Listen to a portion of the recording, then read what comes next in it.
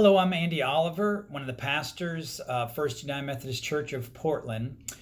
I was thinking about the role of memory in telling the truth that happens in the Bible, how memory is so crucial. God is constantly remembering people. There is a fear in the Bible that the people might be forgotten by God. God is constantly wanting the people to remember her and the things that she has done throughout history. It is the reason why worship is set up as it is in the Judeo-Christian faith, to remember every Sunday, or every first Sunday here at this church, we take time out for communion, where we remember the good deeds that God has done with us and for us.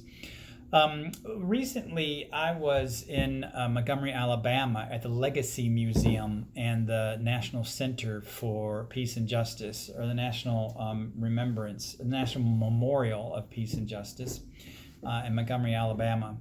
And this is a place that there's an effort being made to document every single lynching that took place against Black people from the end of the Civil War through 1950 and even beyond.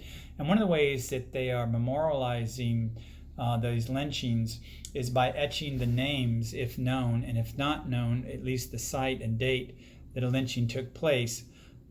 They etch them on these metal pillars that are suspended from the roof of this pavilion, and they're alphabetized. Each pillar is from within one of the states in the United States, and then within each state is alphabetized by county. So you can actually go where one lived. If you lived or grew up in the South, you can actually go to the county that you grew up in and see who, if anyone, had been lynched in that particular county. So I went to high school in DeKalb County, Georgia, and the pillar for DeKalb County, Georgia, has 4 lynchings that took place.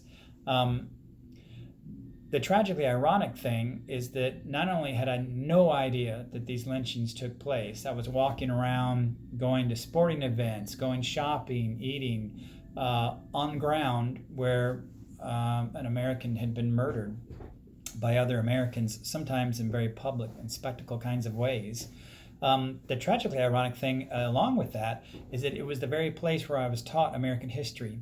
I grew up in Stone Mountain, Georgia, which is the birthplace of the modern-day KKK.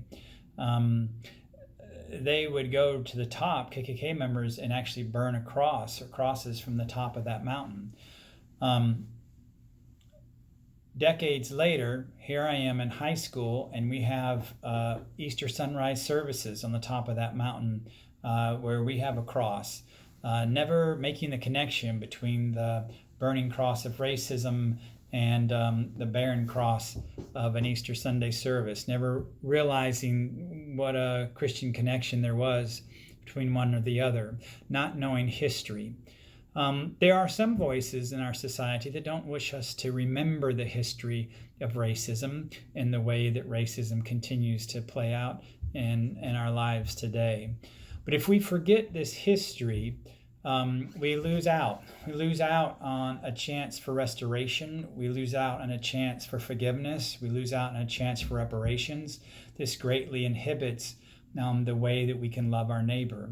We also miss out on a chance of telling the truth about ourselves and the need for God's grace, our necessity to be restored by God.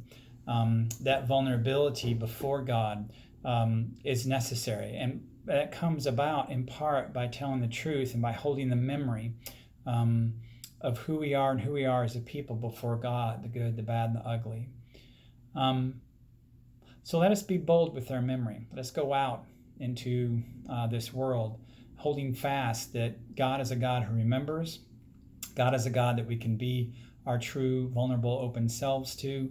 And in that, deep faith can come, and deep healing for not only ourselves, but also our communities. Amen.